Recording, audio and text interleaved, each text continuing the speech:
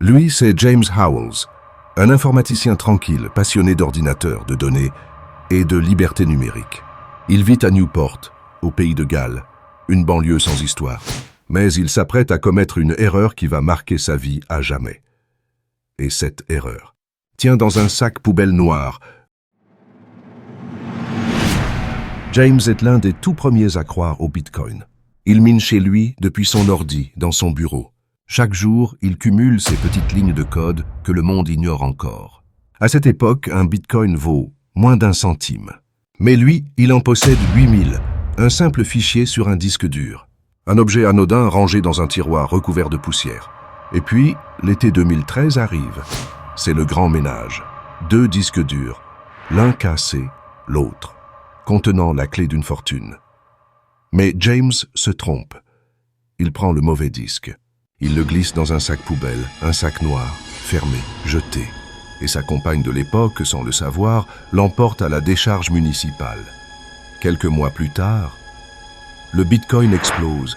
$10, $100, 1000, et James comprend. Il vient de jeter 8000 Bitcoins.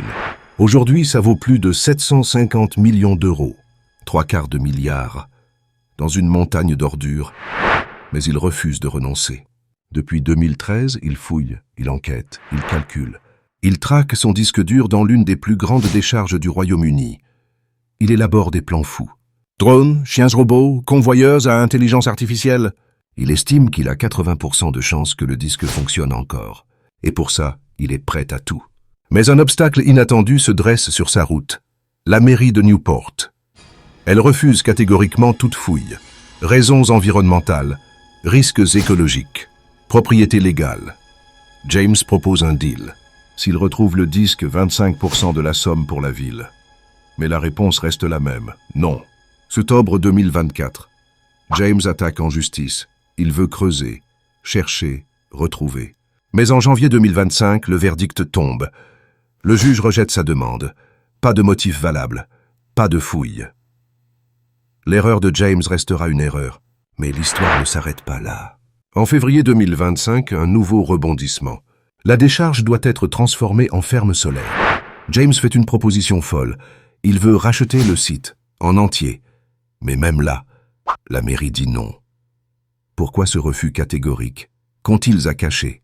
Et si ce disque n'était plus là depuis longtemps?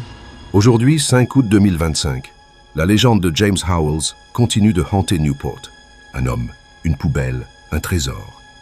Et une erreur qu'il rejoue chaque nuit dans son esprit. Est-ce une simple négligence? Ou le début d'un complot enfoui sous 1,4 million de tonnes de silence?